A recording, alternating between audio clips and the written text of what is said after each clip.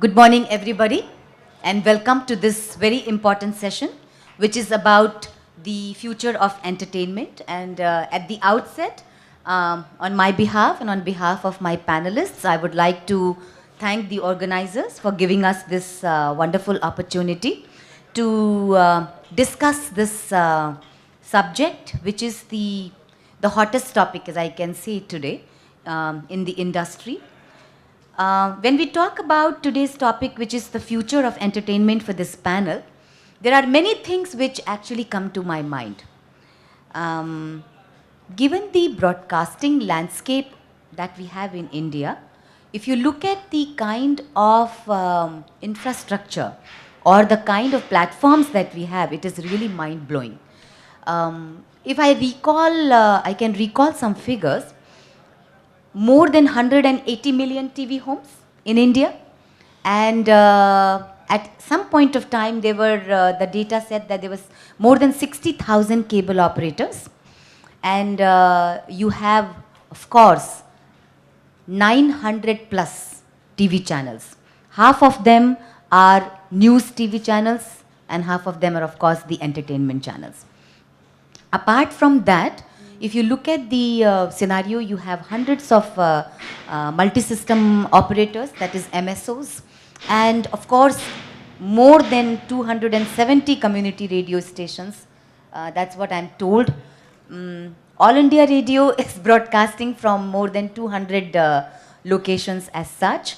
So now you look at the entire broadcast landscape and you find that it is chock-a-block with the kind of platforms that we have.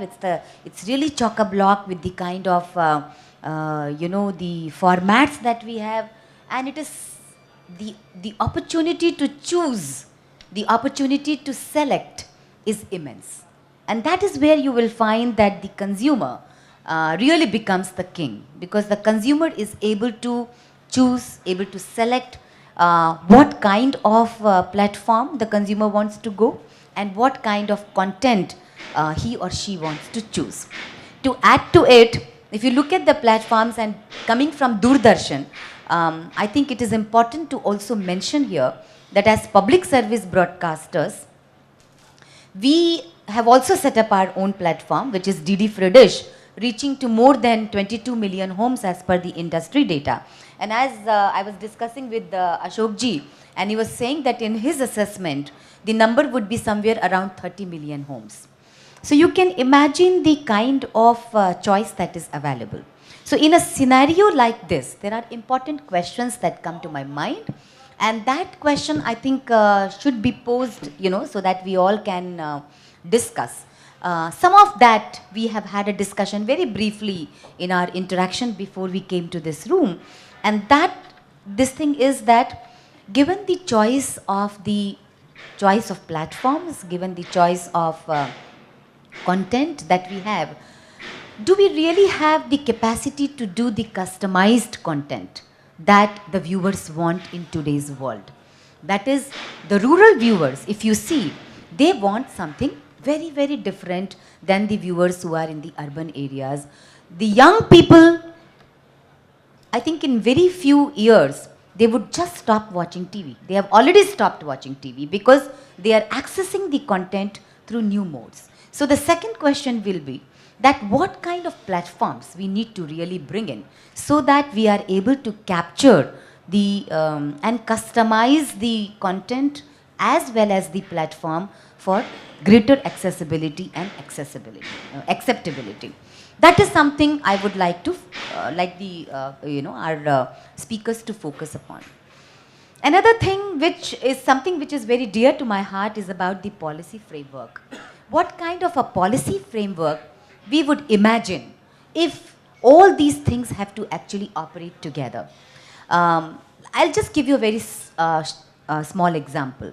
Doordarshan has now been working on a business model for the digital terrestrial transmission. So as you know, the the terrestrial transmission is only with Doordarshan. It is not with the private sector. And we have now digitized it. At 19 locations, we have already digitized our content. And what does it mean? It means that the free of cost channels, you will also be able to get on your mobile phones. At 19 locations, Doordarshan is already providing 5 channels, 5 Doordarshan channels, free of cost to people. All you need is a small dongle or an inbuilt chip in your mobile phone.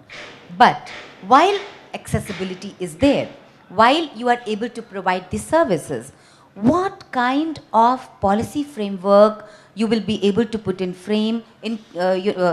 to put in place in case there are other channels other than the private broadcasters channel come on board? What kind of the content, what should I say, regulation mechanism can we bring in? What kind of a measurement of the viewership can we bring in for newly developed platforms like this? Because we do not have any such mechanism. And as we were discussing, there are many new apps which are coming up, providing content round the clock to people. So in a scenario like that, you will find that things are going to really explode, or if they are not exploding as yet.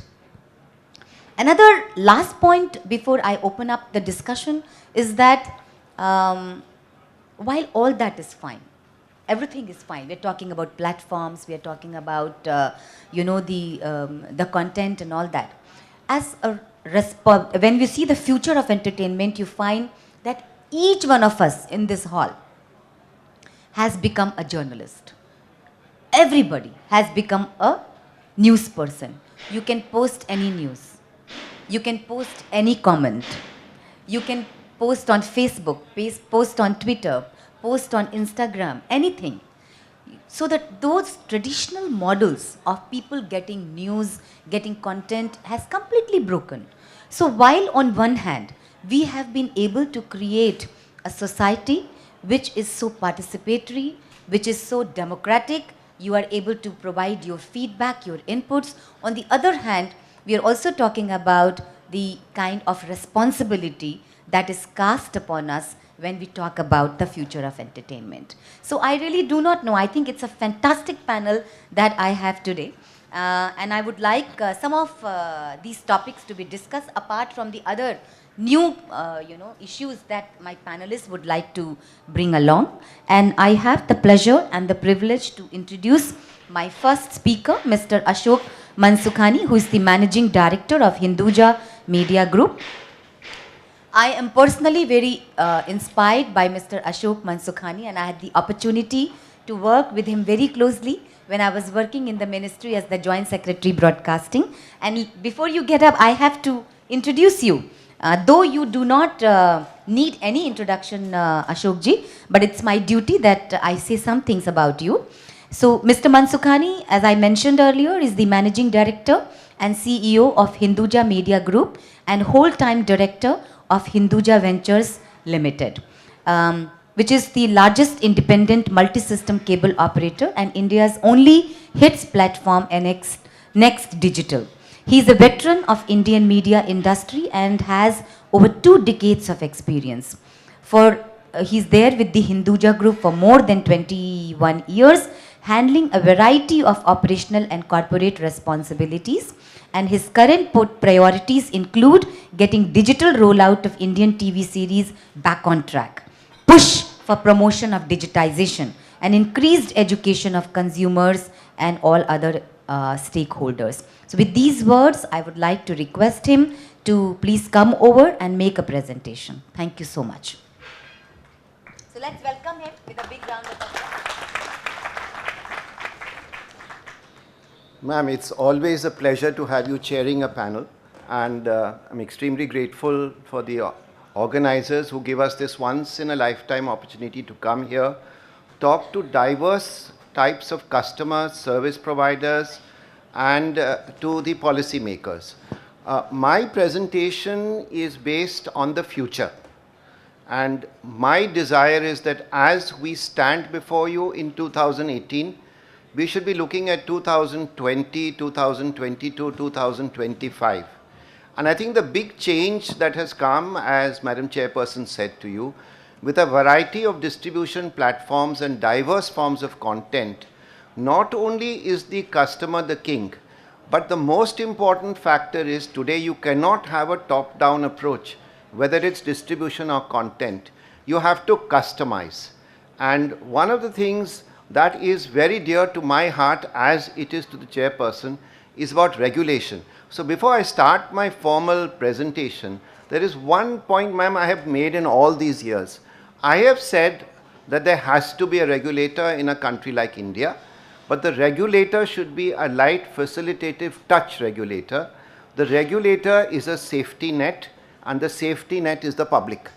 And I think that is all I really wanted to say on the issue of regulation. The first few slides are more to give you a feel of where we are today, and especially there are some young people in the audience. So therefore, keep in mind one aspect. Media and entertainment sector in the last 20 years, its average growth rate per annum is double the GDP of India. Please keep that in mind as you plan careers, as you plan engagements. You will find that if the Indian growth is 8%, media is going 20%. And yet there is a vast number of media consumption activities happening. The first one is really giving you the feel of the Indian television market landscape. I will ensure that the organizers keep copies for you if you wish to take copies. And the first tells you exactly what is the landscape. It looks like an octopus, but actually it's a 360-degree foray, and it's given by Frost Sullivan, which is one of the respected survey consultants in the country. And this says that we are the second largest TV market in the country. They expect about 200 million homes. And despite growing OTT video services, and very right, why only our children? I also am a great consumer of OTT content. But TV households will continue to take care of the needs of the rising aspirational middle class. And also, the DTH and cable, to some extent, are now becoming legacy media. They have to watch out. Now, they not only have to watch out from OTT, I am greatly admiring of the fact that Doordarshan has, within the space of 2 years, already reached out 30 million homes in a unique free dish formula, which is unique anywhere in the world. And it shows that even a government or a public sector organization can take the lead. Now, the broadcasters today are realizing the importance of rural audiences. More and more you will see that if you see the BARC ratings, those of you who follow audience ratings would know that FTA or free-to-air channels are gaining hope. And broadband services are becoming very important. In the session to come, there will be the importance of cable broadband. OTT viewership over mobile phones is certainly happening, but a lot of people tend to access OTT on mobile and watch it on a large TV set. That is the way Indians work. So what is going to happen to my industry is you have to work on a converged content distribution strategy, and that is the way you will keep the customer happy. These are statistics which I will just let you read them through. Basically, you will see what I mentioned, the growth of various sectors happening. But keep in mind, if television is X%, gaming is 3 times as much. Because keep in mind, India is a large young demographic. And also, see the way advertisement and subscription revenues are growing. India is a unique country where both models will continue. And the market reports, of course, tell you about how ARPUs are increasing. Now, there is a unique thing about ARPUs. Indians don't actually believe in a free lunch. But what you have to give to the Indian customer, whether he is urban or rural, is you must give him value for money content, which is where the issue of customization of content comes up. But apart from that, there are 2 other things happening. We already have a media convergence in India, and it is actually bringing computing, communication and content together. A year or 2 ago, nobody knew of Jio and Netflix, but today we know where they are and what they are doing. So, apart from traditional platforms and mobile internet and the sampling of fiber-based technologies, there is also now the HITS project. Just a minute on the HITS project, which I supervise. This is a rural India project. We are already there in about 1400 rural locations in the smallest of rural India. And let me share 2 learnings when I visit these locations. Every rural Indian feels that it is his right, and we believe he should be given the best form of digital content at an affordable price. He believes that he must also get high definition content, but you should get it in a regional form. And so, the next thing that's happening is the capturing of Netflix and Hotstar and Amazon Prime. Now, the unique thing is we don't mind paying Netflix 800, 900 rupees for one particular reason. We are able to access content which we want to see. Not that something I want to give, but rather that you have a library of content and you are actually being able to access that content. Another benefit, I think, of the Netflix platform, as it is of the free dish platform, these are ad-free channels. That makes a difference.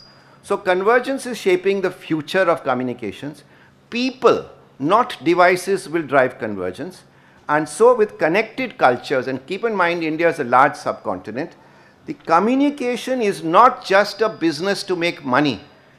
As they say, ICE, information, communication, or any form of communication and entertainment. Entertainment should come last, but many times it comes first.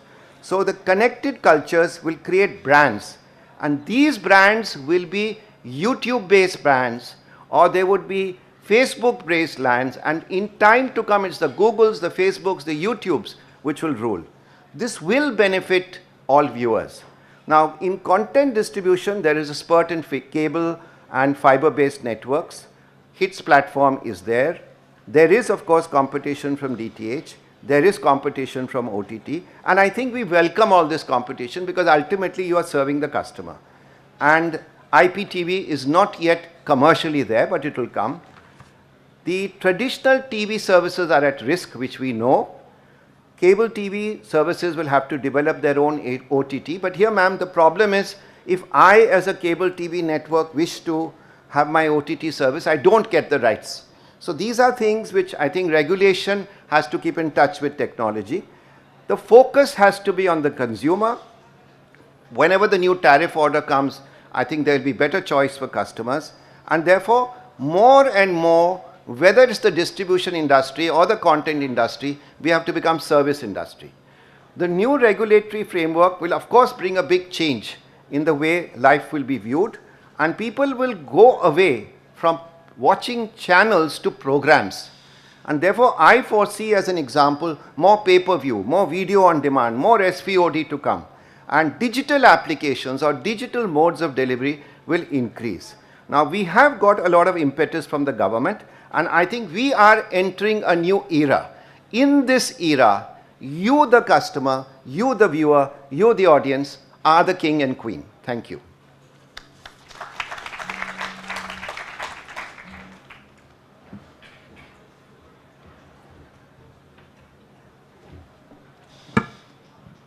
Thank you, Ashok ji. I think this was really wonderful and a lot of learning for most of us over here. Because of your vast experience, you have been really able to highlight some of the important issues from the sector. What I would like to do is that, I'll just ask my panelists that shall we take the questions at the end, or would you like any clarifications to be taken then and there? Maybe at the end, so that the flow of the discussion does not break. So now, I would like to invite Mr. Vineet Govil, who is the head and general manager of Sling Media India. And as I just discussed with one of my panelists, it will be nice if they introduce themselves rather than the chairperson introducing, because then you can bring out your passion in the sector. Thank you. Hello everyone, I am Vineet. I am purely a technologist, right? The entire my 22 years of career I have been in the engineering and development. And currently I am heading the Sling Media India, and we are into the multiple product development here, including the OTT service for one of our parent company in US, and we are proud to say that we are #1 live streaming service in US. And another product, Sling Studio, which is a brand new product. I don't want to really, emphasize too much on that.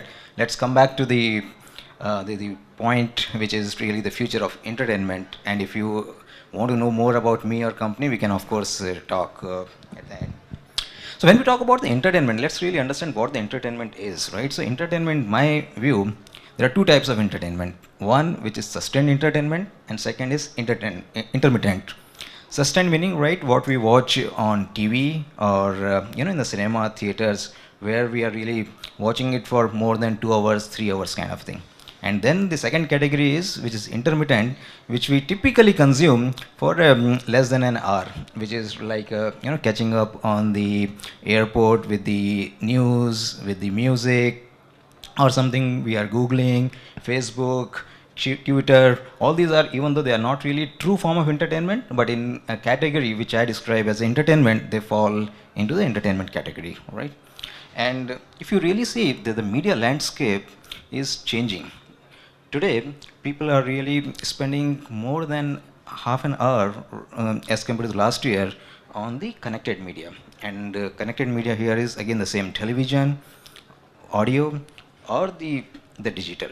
And if we really see the evolution of this industry, almost 3-4 decades ago, when in India Doordarshan had started, we had a very limited content. It used to be hardly few channels, few programs. Then came the another era where we had a plethora of the contents. More channels came in, multiple options were available for people to watch. And now today we are seeing a new wave of the evolution, which is in the form of the OTT. And if you really see, with so many players in the OTT, the entire landscape is changing. We have close to more than 100 million subscriber already in India. And as per one of the estimate, it is said that this industry is already more than 300 million, right? Which is huge, which is growing. But at the same time, let's really look at why people are not really cutting the cord. What really are the problems? Because if you really see, the OTT surpasses all the benefits which typically a regular linear broadcast TV provides.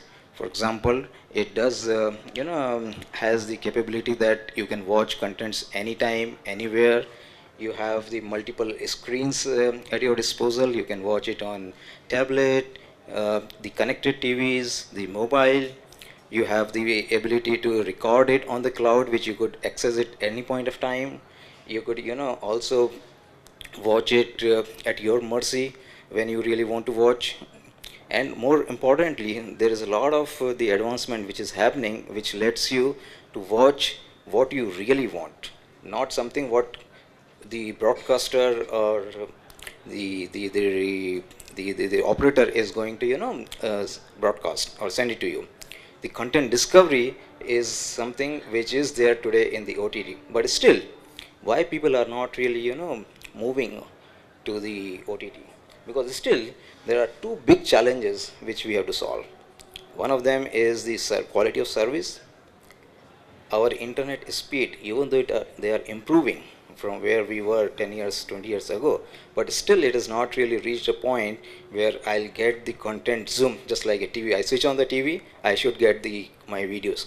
We have not yet reached that point. There are still delays, there are still jitters, there are still buffering. Many of the times when you are watching it on the YouTube, you see buffering wheel, we always curse. We don't really like it. And especially if you are really watching an IPL and it's the last ball where the deciding movement is there, and if it starts buffering, you really don't like it, you curse it.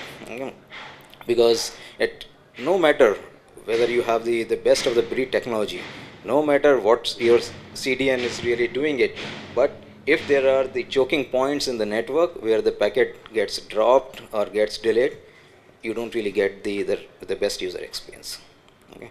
So you have to really improve and solve this quality of service problem. The second biggest hindrance is the entire revenue model. Right? That also is not really reached a point where it is profitable.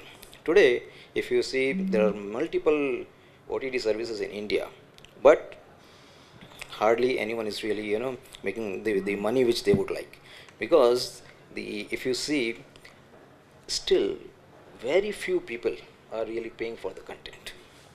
Today, I want to watch the content and I don't want to pay. I want it free, because that's how really my mentality goes.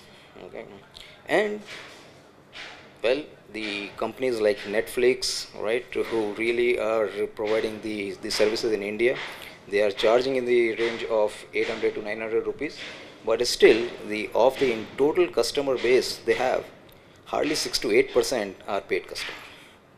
What the others are doing, they really subscribe it for 1 month, right? Watch it for the free 1 month, and then they either discontinue or go to the other option. Till really the companies or the consumer or the industry solve this problem where it becomes really the profitable for everyone, it is going to be hindrance. There are dynamic ad insertions. I don't know how many of you really are aware, but there is a technology through which you can insert the ads which are going to be customized for me. For example, if I am interested in, I'm watching a program and I am really interested in watching or buying a car or a fridge, then the ads only corresponding to fridge or car should be shown to me, not really all the others. If the technology reaches that stage where it really gets tuned, the advertisement gets tuned to a particular consumer, right, then we are going to see another spur in the advertisement space, okay, which is going to fuel the revenue model to a greater extent. And if you really see the advancement, right, a lot of buzz is happening today in the field of artificial intelligence and machine learning. I often get really asked this question, what's happening in the entertainment industry? Has it already changed? Has it already adapted to the AI? And my answer is always yes. Okay. AI is already there. If you really see the leaders today, be it Netflix or Sling or for that matter anyone, they are tapping into the massive data, the viewer data which is available today. And the complex algorithms are being designed to understand, to analyze, so that the right content can be pushed back. Right? This complex algorithm today have a capability wherein I can find what consumer would be really interested in, depending on what time of the day he is or she is watching the content. Okay. What kind of behavior he or she has, whether he likes the comedy movies, he likes sad movies, he likes horror movies, he is a big fan of Shah Rukh Khan, he is a big fan of Amitabh Bachchan. All that data, if I'm really able to analyze, then those particular content can be suggested, can be recommended to that, rather than just really showing something which I'm not really interested in. And all this is today possible with the advancement of the technologies, AI and machine learning. It is there. People are really are already using it. Right? Netflix is the one great example I can really talk about it, which is using all these technologies and pushing the content what consumer really wanted. Now, at the end, if you really see today, again, our industry is changing in the sense that it is really about what audience is interested in. Okay, not something what broadcaster is interested in. So if you really see going forward, the 3 things or 4 things going to happen. One is entertainment is going to become more personal, more closer to the human being. 2, the line between the entertainment and the reality is really getting blurred and blurred. I don't know really how many of you really know, but with the AR and the VR, today there is a very little difference which exists between the reality and the virtual reality. Okay. It looks like they both are really getting merged. Third, the education is also really sort of merging with the entertainment, and kids are going to learn as they play, which is going to be another boost for the entertainment. And lastly, it is not really entertainment is no more a private affair. Okay.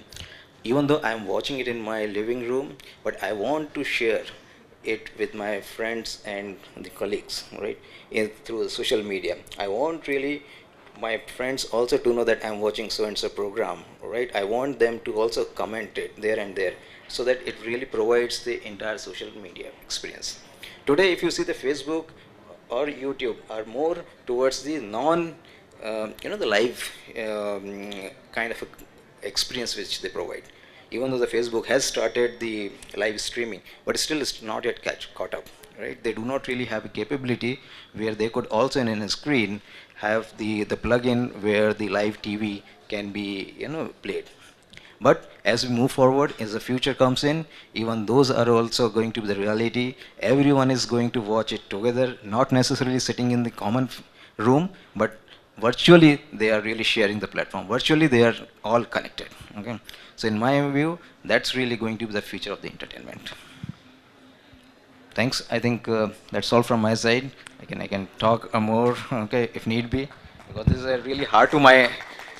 This topic is really so close to my heart. I can keep on talking and talking and talking, but considering the time, I'll let other panelists to talk, really talk. Thank you. Thank you, Vineet. I think this was really wonderful, and issues like quality of service, the revenue model, which should be profitable for everybody, is so important. And you also reminded me about the augmented reality and virtual reality, and I really wonder how many of you have seen the expression of interest that Doordarshan has recently floated, you know, asking people to kind of participate in a EUI, so that Doordarshan is in a position to set up a lab. We want to set up a lab in Doordarshan to work on the AR and VR. So it's really important that even the public service broadcaster, forget about the, you know, private sector which has an obligation to do it for their own survival.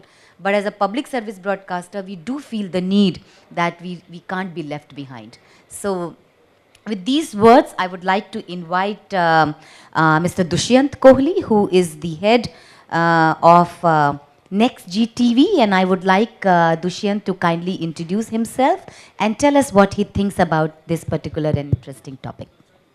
Thank you, Supriya ji. My name is Dushyant Kohli. I head growth for nexGTv, which is India's first mobile TV application, which was launched way back in 2010. So it's been 7 years we've been doing OTT.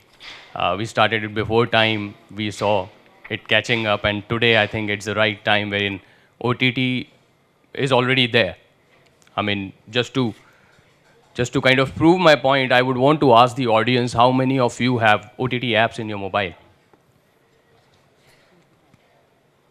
And how many of you watch video on mobile every day? Any video? So I think it is quite visible that we have already arrived, not just in terms of we as player providing the technology, but the consumer who's watching it. I've been into media for all my life, and then switched to Social Discovery Network, which was one of the UK-based firm I was working as country manager. And I've kind of gone through that evaluation of technology. I launched my first city portal way back in 1999, while I was still studying. I launched Govil online. I don't know if somebody is from that part of the country. So the idea is, from an era when VSNL was not there, and then it got launched, and we started dialing up to connect with internet. That sound of TT was very, you know, it used to give you so much of pleasure that now you're connected and you can send an email. To today, when there must be, I see young people sitting here, they don't know what does dial-up means. Yeah, for you, 5 Mbps is less, 10 Mbps is less, 10 Gbps is less, right? Because you have to watch so many of videos, watch a lot of content, play video games, play massively online multiplayer video games, or the LAN gaming or WAN gaming, what we call. So before I talk specifically about how I think future of entertainment is going to be, I want to take a step back. And because everything is going towards digitization, technology is playing a major role, I just want to kind of give you some data points.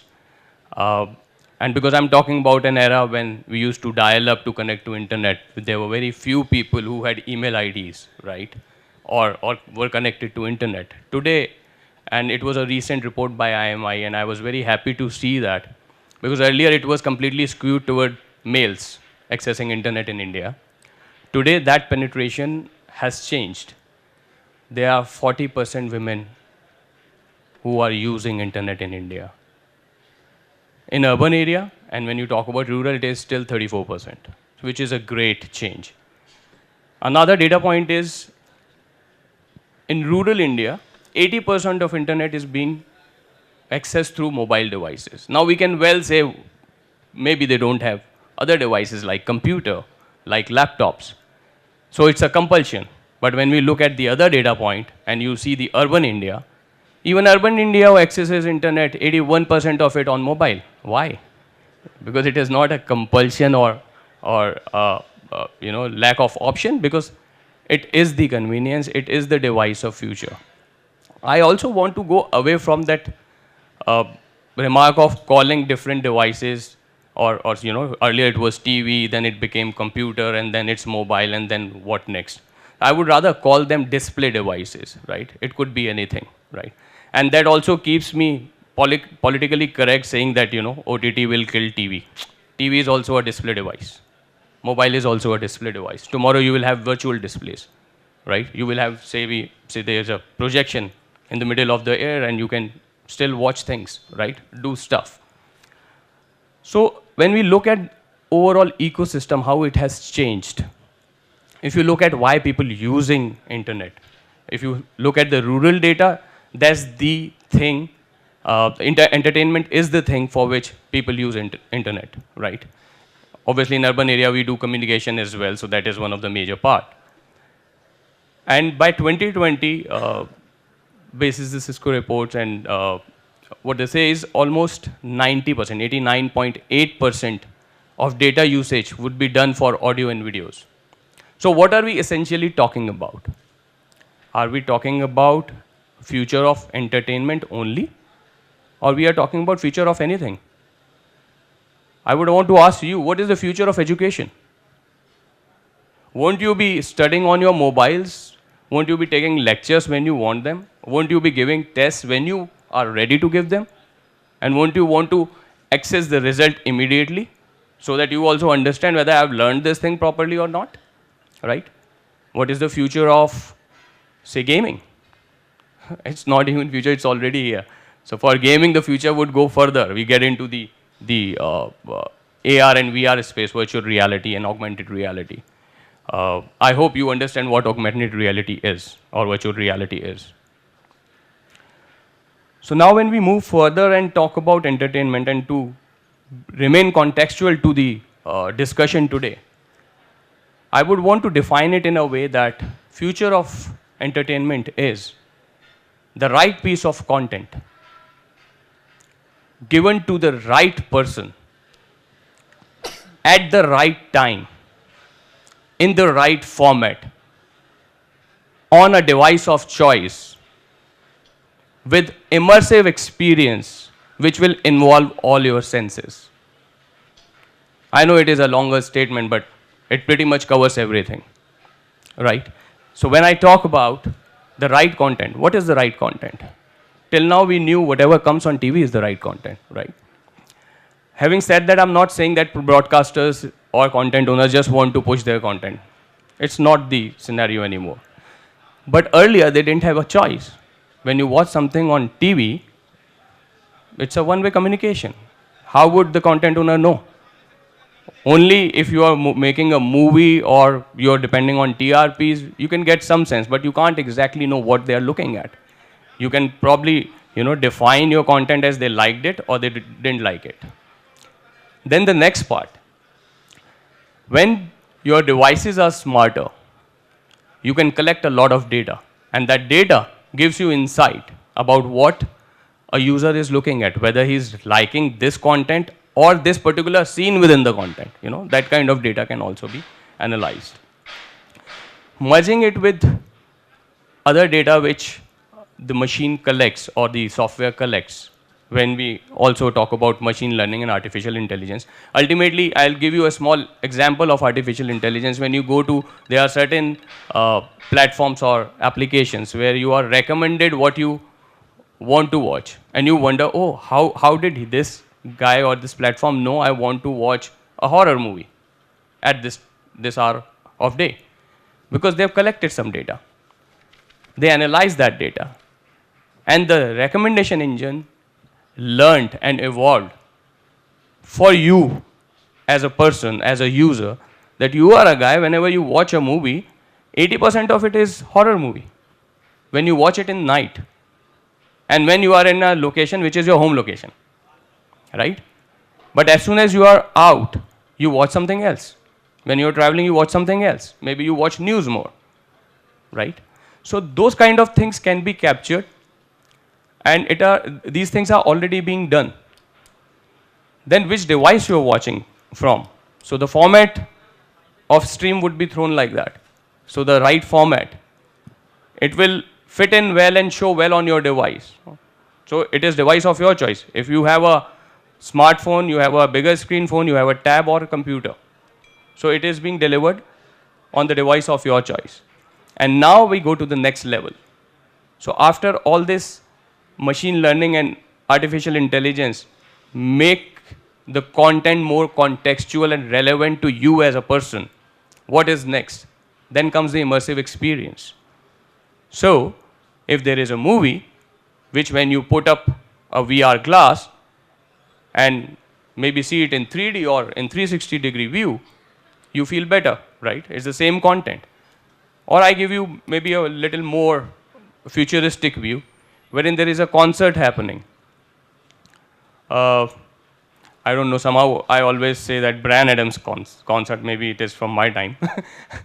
So maybe a Rihanna concert happening, and you are sitting at your home, you want to watch it, but with these new technology of AR and VR, you can feel as if you are in the concert, right?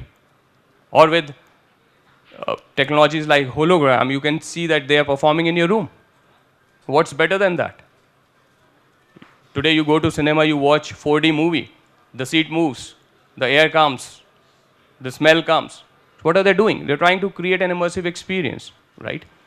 So the future of entertainment would definitely have AI machine learning, will definitely have next level of experience through AR and VR, wherein, as he rightly mentioned, that the reality and virtual reality lines are getting blurred. I would put it or rephrase it in a way that you will get real world experience virtually, right? Through some devices, through some application, and through some softwares. But when you are in that stage, you can watch content, you can play games, you can study, you can do anything, right? So future of entertainment is really content becoming contextual, served to the right person at right time on the right device or device of their choice, involving and stimulating all the senses of a human being. That would be the ultimate entertainment scenario.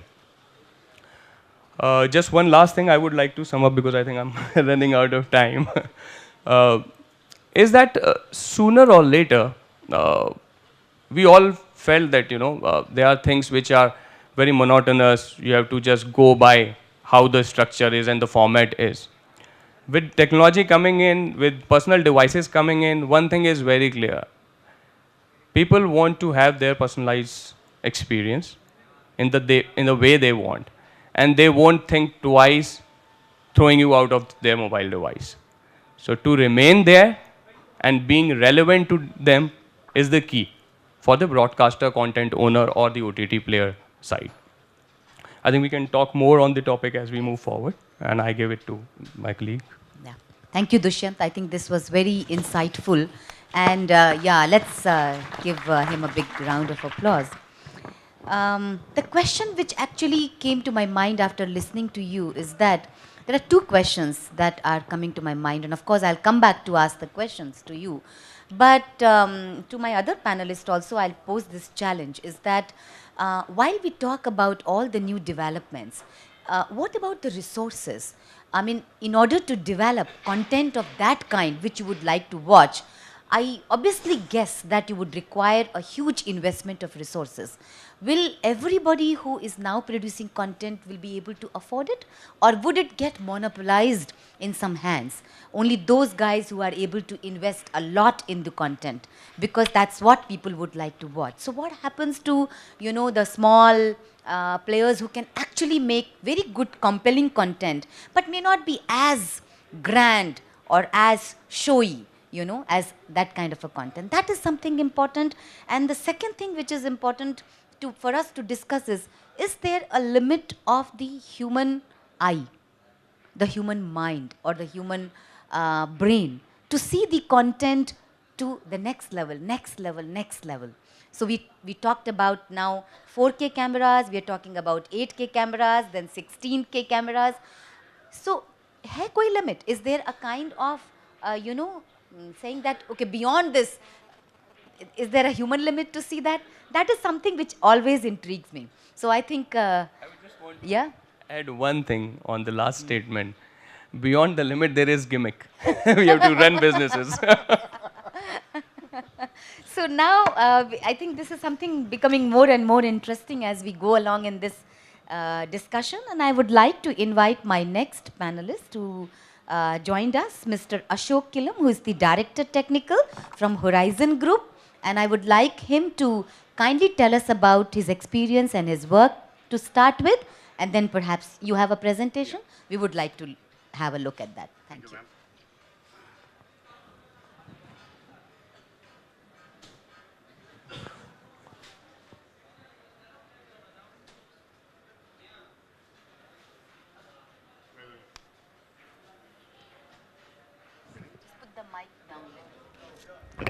Yeah, okay. I'm Ashok Killam, and ma'am, I would like to, you must be aware, I was formerly in Doordarshan and All India Radio. I have spent almost 25 years there, and so have had a bit of contribution towards the latest digitization of Doordarshan as well.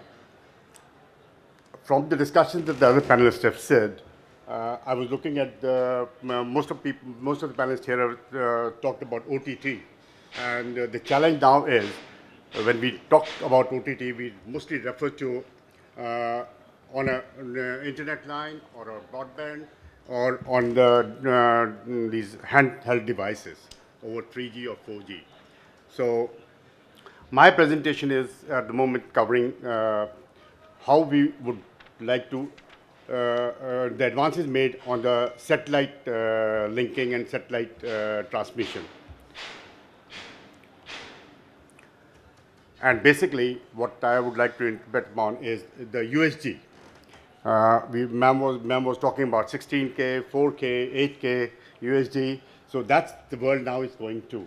And as he rightly put in, that it's a gimmick.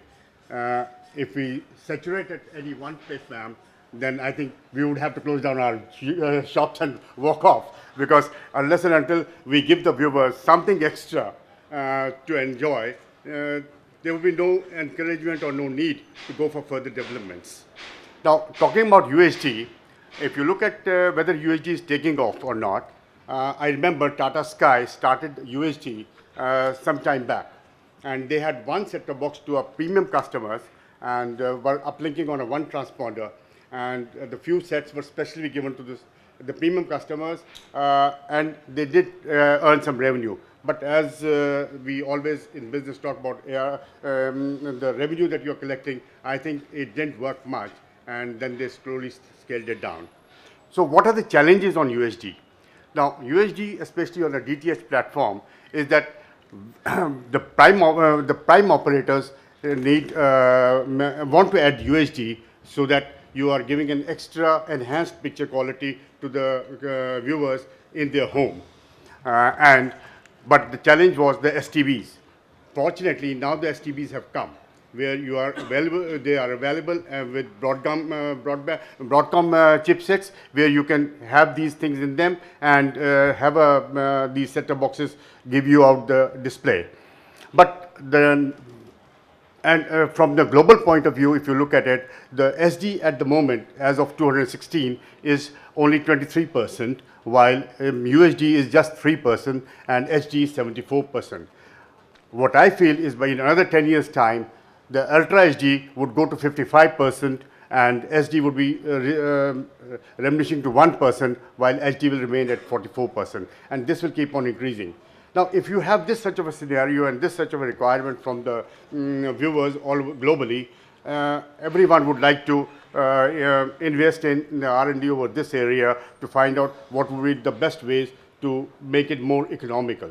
As I just explained, Tata Sky was having only one channel, and it was not becoming a revenue generating platform for them to continue it for a long time.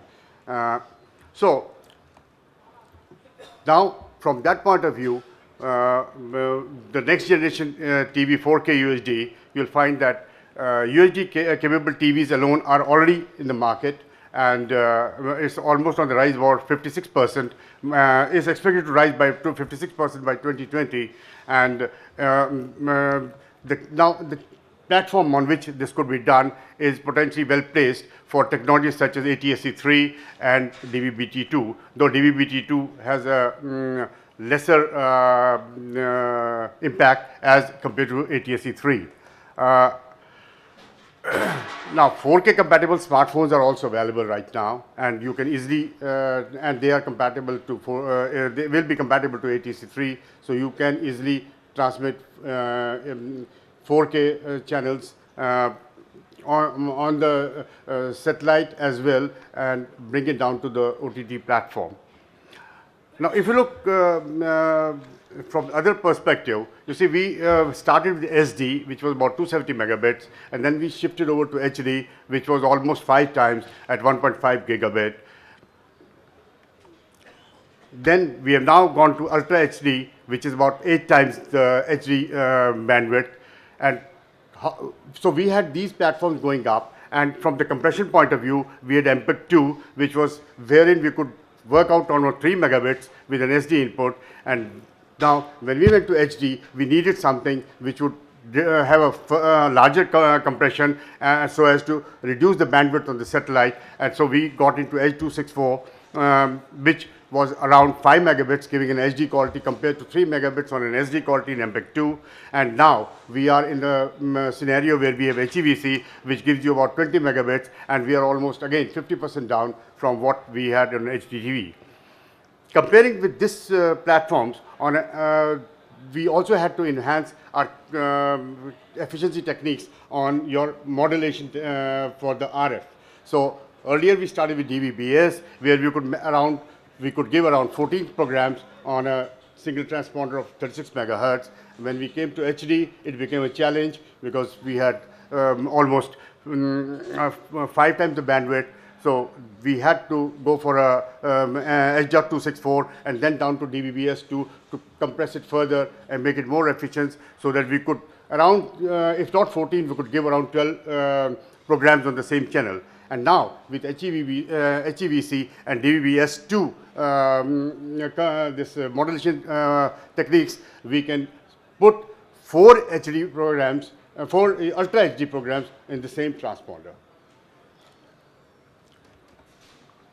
Now, the challenge now is, when we started, how, you see, as Madam said, it's evolving. When we started with MPEG-2, we had the issue of having a few channels which were run on a CBR. And then we thought of how to squeeze more channels in the same bandwidth which was available to us. We started talking about statistical multiplexing. With statistical multiplexing, we were able to add about 30% channels more from what was already available. We went to HD, again the same thing, statistical multiplexing, and now we are on HEVC, so there is already there, and some people have developed, some are developing. We can have statistical multiplexing in HEVC as well. From statistical multiplexing perspective point of view, I would like to say that if you are running from 2 services to around 12 services, the graph can show you that the efficiency goes, if you have a less number of channels, the efficiency is less. As you grow the number of channels, the efficiency goes up. So the crux out of this, or the basic catch point, is that you have to have more number of channels. But what do we do when we are talking about Ultra HD? You have just 4 programs running in a transponder, which means you would be hardly about 15% gain with the statistical multiplexing. So this was a challenge which was being. And now I would like to take you over to the developments from the earlier stages to what we are now. Earlier we had DVB-S, then we had to squeeze in more and get better range, better footprint. We went over to having a pre-equalization, which with my product it's called an Equalink, and then to get, which gave me about 15% improvement. Then we added a clean technology, which is going to as low as a 10% roll-off. That gave me another 15% more. Then over that, we have now come to DVS2X, extended mod codes, which gives me again further improvement to squeeze in more bandwidth, more and more data into the same bandwidth. With HEVC, again, as I showed you in the earlier slide, we are improving it by 50%. And then the last one, which at the moment is the latest, is channel bonding. Is the channel bonding technique. Now, that's what the channel bonding technique. What we in this case do is that in the present scenario, you have a single carrier multiplexed, 4 HD channels multiplexed together, uplinked on through a modulator into the satellite, and that goes into your transponder.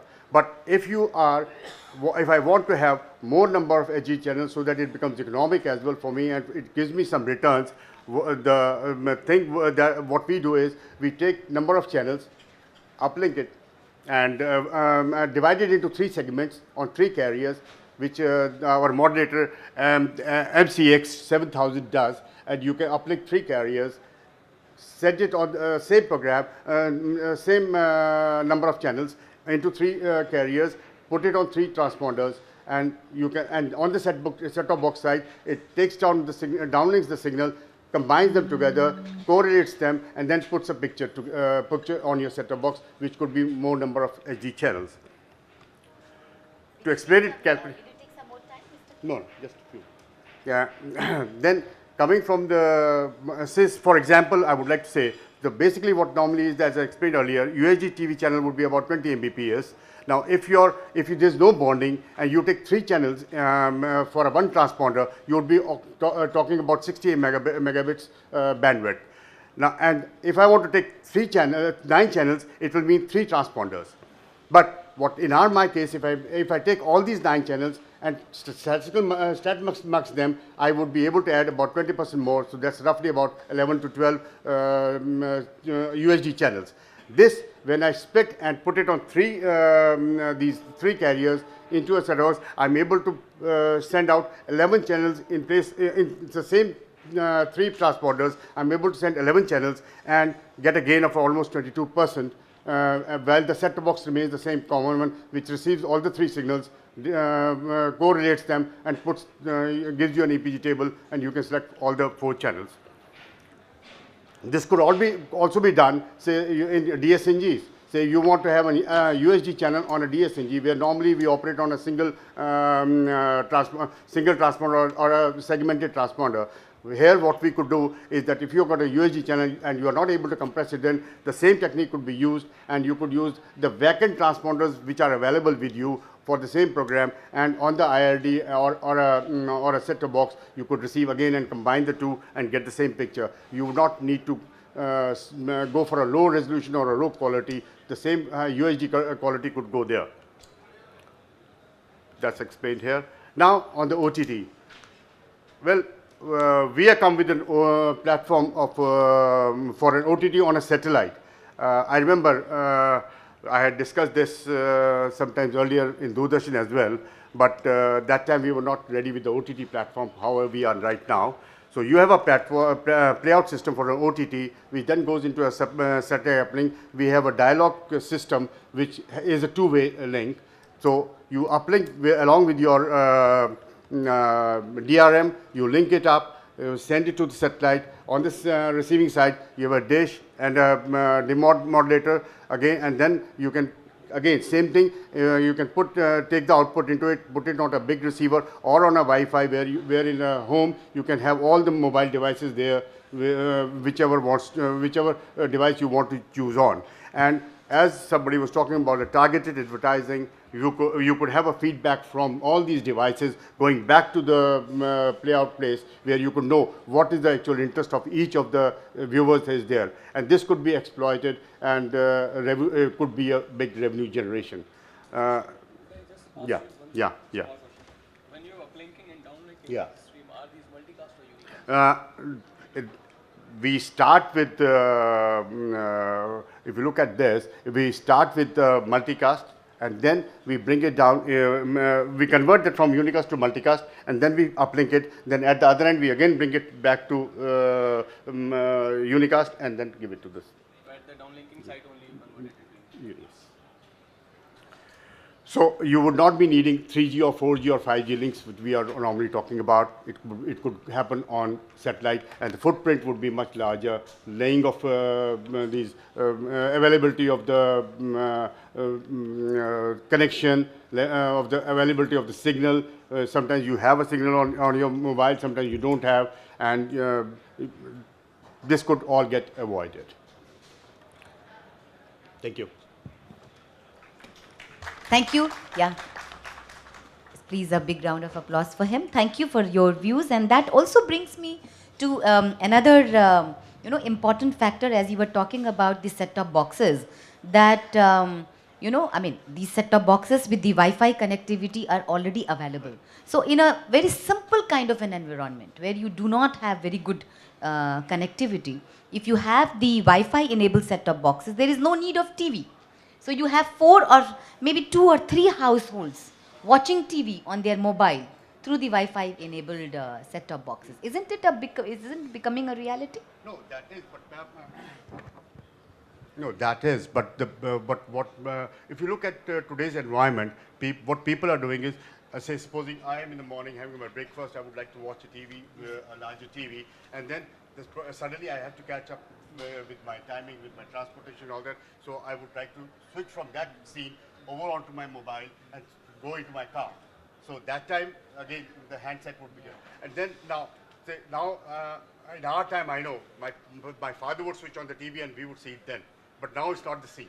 Now everybody has his own room, everybody has a device in his own hand, children have their, so they may be watching cartoon while I may be watching some news. So that way you will have to do something where you need a big TV as well and small devices as well. Yeah. So Wi-Fi and this both will go together. Yeah.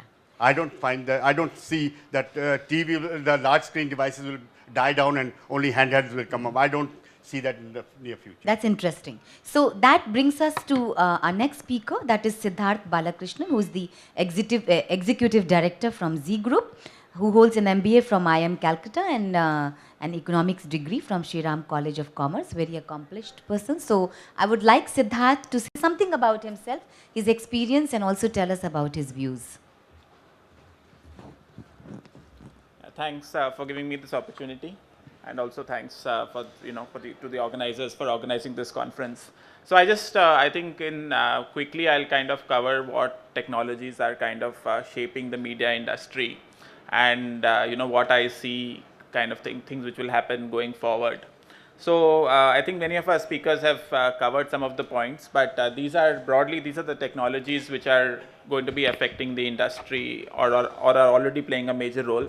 One is artificial intelligence, and I'll be giving you some examples of how all these technologies are being used both within the Z group as well as maybe outside. Then of course we have virtual and augmented reality. A lot of content personalization, as my fellow panelists have been speaking about. Very increased use of analytics to understand the audience, which in turn leads to segmentation of the viewers and targeting. And there are some very interesting examples which I'll take you through on how this targeting is already taking place, and also about immersive experiences for the viewer, which is probably linked a little to augmented reality. So first of all, in terms of artificial intelligence, I don't know how many of you are aware. I mean, some of you would know this, that today, for example, there are robo-journalists. I mean, many kind of news channels do, I mean, especially the foreign ones, but we are gradually introducing these in India, especially for factual news, business news and also sports related. I actually do not need a field reporter. A computer can generate stories for me. And this has been extensively used by the Associated Press as well as the Washington Post. So the Washington Post had a robo-reporter known as Heliograph, which extensively covered the Rio Olympics. It churned out about 800 stories on the Rio Olympics were actually done by a robo-journalist, right? So anything which you use factual content. So sports is one thing because, you're reporting, for example, how many runs Virat Kohli made, or, what score was made by various batsmen, how many wickets were taken, and all this is factual content. Similarly, business news, particularly reporting of quarterly results of companies. All of this can be done by robo-journalists. What I need editors for is actually opinion pieces, for making predictions, for analyzing, what a development means, but factual reporting. So if I want to report on what Narendra Modi ji has said in a speech, I can have a robot do that. If I want to analyze whether, he has spoken sense or what does this mean for the economy, that's where I need a human kind of, an editor. So this is an interesting story. The story on the right has been, that kind of caption has been done entirely by a robo, right? So the question there is, would you actually even know that the story has been done by a robo? I don't need to declare it. So as I said, AP, Associated Press has done a number of stories. How this has helped them? They were earlier able to cover 400 companies. Today they are able to cover 4,000 companies with respect to quarterly reporting, right? So that's very interesting. I mean, as I said, as India's largest news network, I can be far larger because I actually don't need human journalists everywhere. I can also create videos. So there is a number of companies. One is called Vibits, which is being used by a number of kind of global news agencies. What does this do? This uses artificial intelligence to make news and entertainment videos. So it takes feed, which is print content. It can create video. It takes other video footage. It takes a narration, voice-based narration, puts it all together and makes a video out of if you feed it print content. So you would have seen that there has been an explosion of videos on sites like even Times of India. Again, that is done by artificial intelligence. The video is made by a computer. There is nobody sitting in Times of India who does that. Similarly, many other companies are doing that. We are also kind of in Z doing a lot of it. So this is again a practical use of artificial intelligence, which is changing the news and entertainment industry. In entertainment, there are very interesting kind of uses of AI. I can get a script evaluated through artificial intelligence. How likely is the movie going to succeed? I can kind of understand, or let's say it's not a decision-making tool, but I can use it to aid decisions, right? So I can evaluate the likely success of a movie or a script using artificial intelligence. This is an example where a kind of a trailer has been made using AI. Normally, to make a movie trailer, it takes anything from 15 to 30 days. Artificial intelligence is making it in a few hours. How does it do it? It analyzes when the emotional content of movies is, is high. It kind of strings together various, let's say, snippets and makes a trailer on its own. So IBM Watson has made a, it's a well-known example of a Fox Studio movie called Morgan. So the trailer for that was made by artificial intelligence. So that's, the kind of future in a way. 360-degree live streaming is one example where I can use virtual reality to make people feel that they are experiencing it. In journalism, for example, if I want to I want to take people to Syria to find out, what's going on in the war zone. That's where virtual reality can help.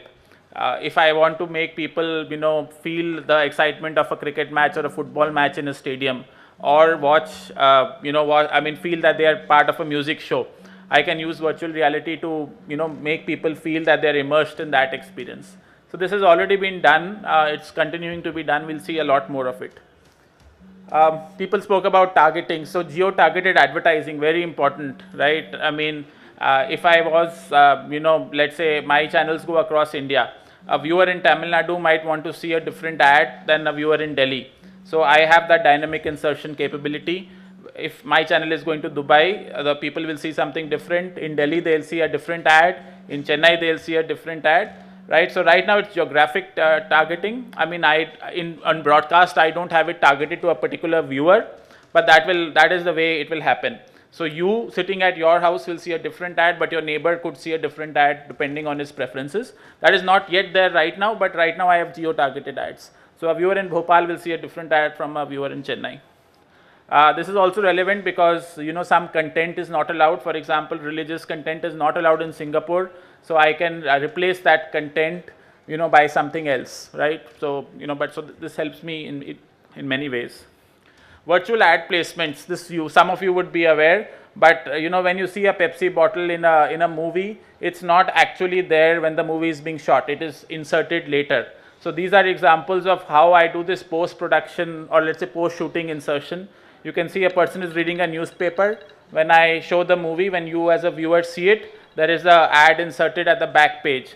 Similarly, a person is opening a fridge, there is you know, a bottle of Gatorade or a Pepsi inserted later. You know, when the person actually opens the fridge, there is no bottle.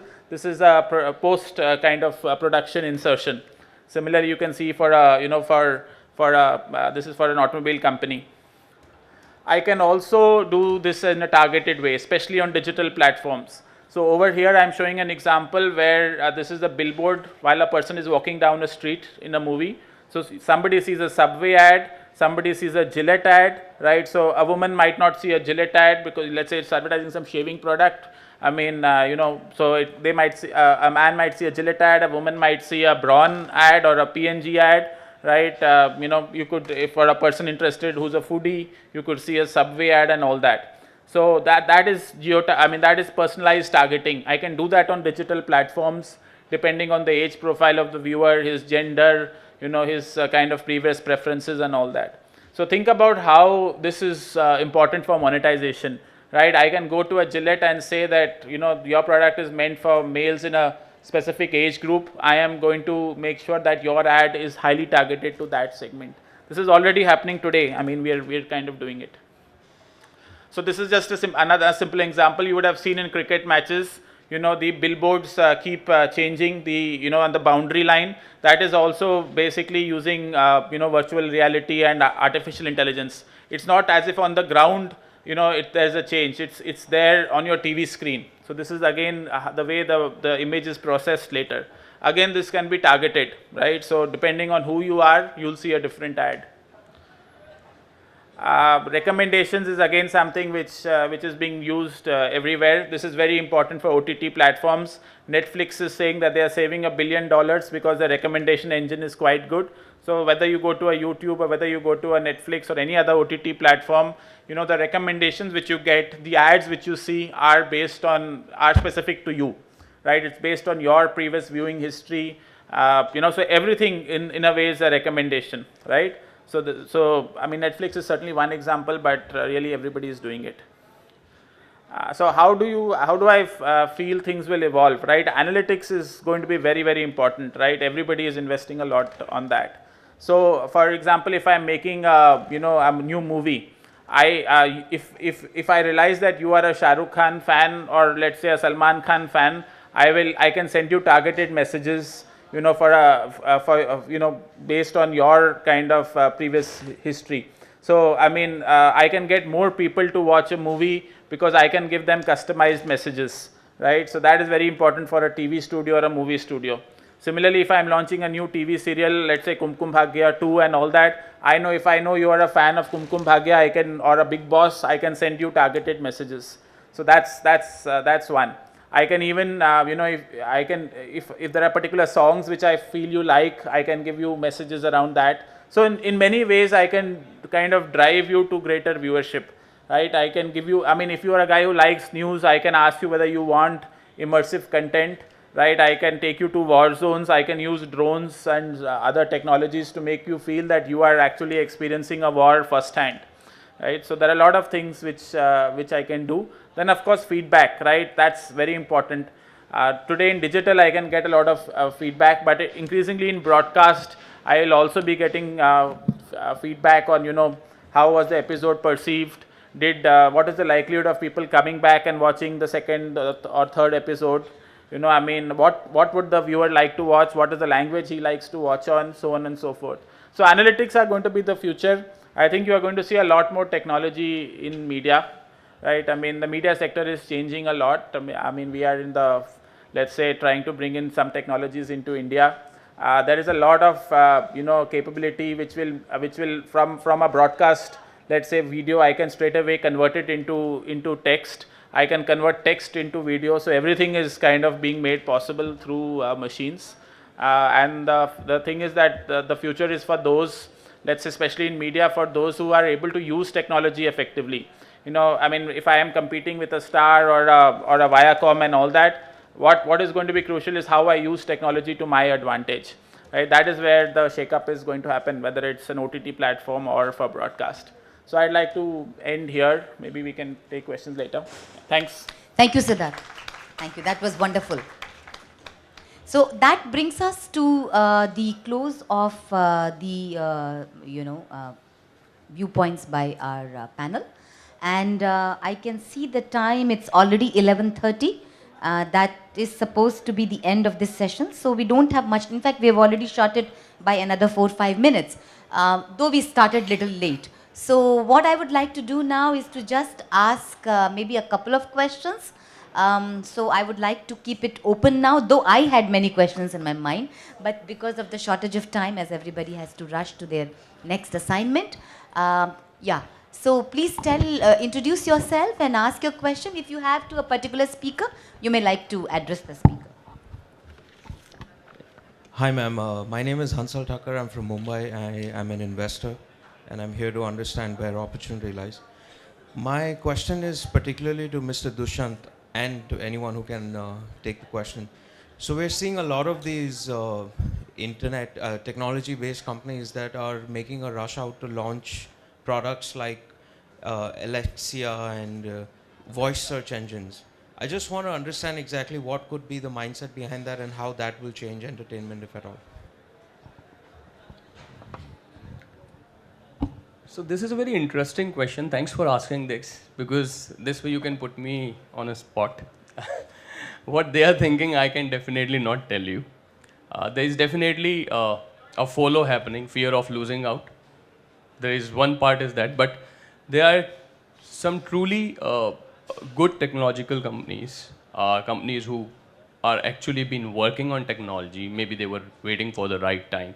There are products like Alexa, right? So it is well aligned with how future would look like, right?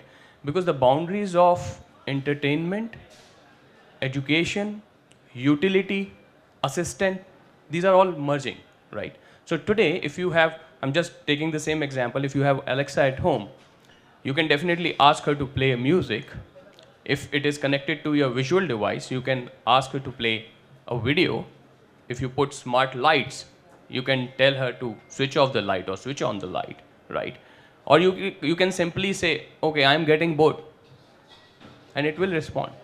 Why? Because the day you set up your account and you started interacting with Alexa or any platform like that, they start collecting your data. They connect it with your profile, your age group, the location they capture, kind of friends you have, kind of social circle you have, what kind of recommendation you're doing, what kind of things you normally do at a particular time of the day. Like I give you my own personal example, I listen to Pandit Hari Prasad Chaurasia at night, right? And while it plays, I sleep. So when in the night I say, Alexa, play, and I don't say anything else. And she plays Pandit Hari Prasad Chaurasia, right? So that's a clear example of artificial intelligence. Machine has learned what you like, basis your preference and your usage pattern, and how you consume the content or tell her to do things. Similarly, now this is an input media. Yeah, you're just doing voice instruction. You can, on the other hand, on other OTT platform, you can just touch. So if you use my platform for 10 days, I would know what kind of content you normally watch. And then my recommendation would change, right? Similarly, there would be another device where you input something. So when you type, like right now we're talking about the targeted ads, your retargeting is happening on that sense. Yeah? Your data is collected, cookies are stored on your computer. You look at one particular product, say a football on Amazon, and wherever else you go, you just see footballs as ads, right? So ultimately, the key to it is technology is really working. And a lot of companies launching a lot of product, I am sure every industry, you need to do a lot more things than the number you want to be succeeded, right? So there are 10 companies coming in, maybe 2 will get success, but then those 2 will come out of those 10, right? So it is important to do newer things. People are really working on it, and technology is really changing the paradigm. So I think they're going the right way, obviously. Everybody has their own thought process, but it is good for the overall ecosystem. The failures are also good. At least you get to know what not to do, right? So I hope I answered your question. Just to add on lighter note, sometimes my wife tells, right, very soon Alexa would know much more about me than what she knew, okay, in last 25 years. I'll just add to it. And this is a very interesting one. Because I often now say at home, there is at least one woman at home who listens to me without asking any question. Any more questions do we have from the audience? I'm Jayant Kharche from Doordarshan. I have a question for Mr. Dushyant or Mr. Vineet. That is, when we are talking about virtual reality, which is mostly we are packed up with some gadget on the thing, and then we lost out of the present place where we are. So when you are talking about the events happening in the field, and it gives a feeling that you are there.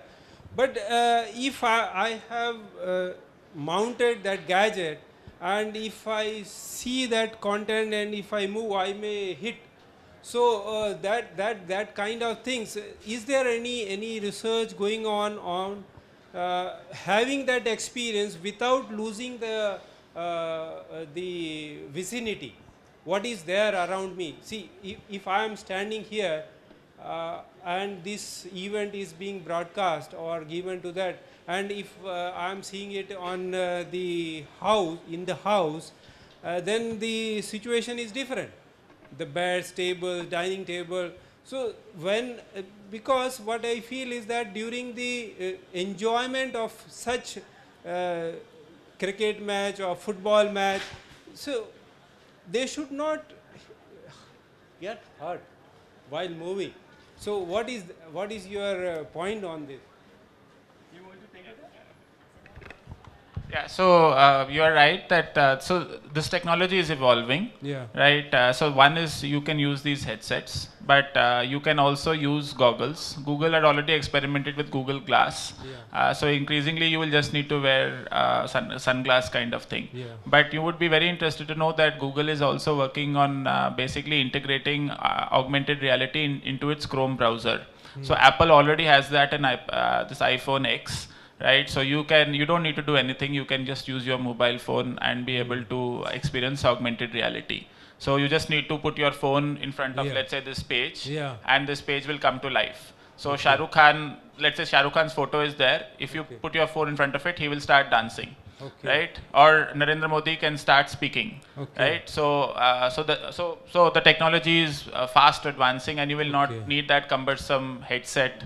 I mean, in fact, the headset is going out of fashion for the reasons that you have already mentioned. That means the devices will also be tailor-made for such kind of viewing. Yes, yes. And the headset currently is bulky. You can't use it very long. Yeah. If you keep it on for more than 7-8 minutes, you will start getting a headache because So that's what I'm saying. That's the issue, because it affects my biological reflexes. So anyway, now you will be having sunglasses. You already have sunglasses, but increasingly your phone will do the needful. Thank you, everybody. And I think I need to close because we all have some engagements, and I think audience is also very busy, and maybe another session is on the way. I would like to first of all thank all my panelists, and let's, ladies and gentlemen, give them a very big hand for bringing very new perspectives to us.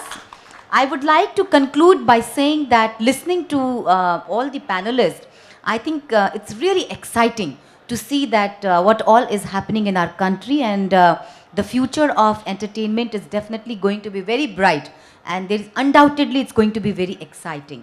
The only thing which we need to talk about, I think coming from a government background, I definitely would like to say that the issues which kind of come to my mind is that there should be a very democratic way of making use of this technology or partaking the technology. A very few people should not be able to kind of monopolize it because they have the resources or they have the access to technology because they can afford it. So it shouldn't happen that the rest of the very talented flock kind of gets left behind. That is why there is a need to have a very good flexible policy framework which kind of facilitates the kind of development of the platforms, the content, the technology without stifling it, but at the same time ensures that the important issues of diversity, participation, breaking off the monopoly, all those kind of important ideologies are preserved, for which our country is very well known. So with these words, once again, thank you very much for listening to us very patiently. Thank you. Thank you, speakers. Thanks a lot, ma'am, for your valuable remarks and inputs. It was really an interesting and informative session for all of us. May I please request you to hand over a token of appreciation to all our speakers?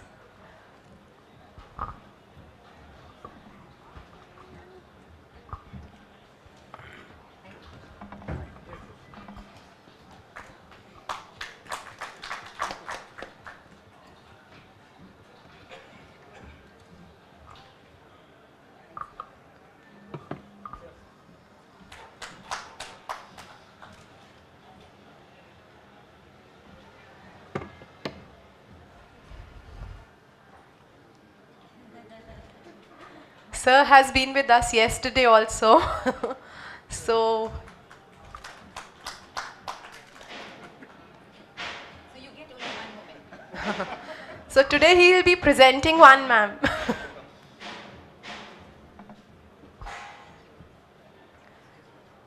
Now I will request Mr. Mansukhani to please do the honors by presenting the memento to ma'am. Thanks a lot. Thank you.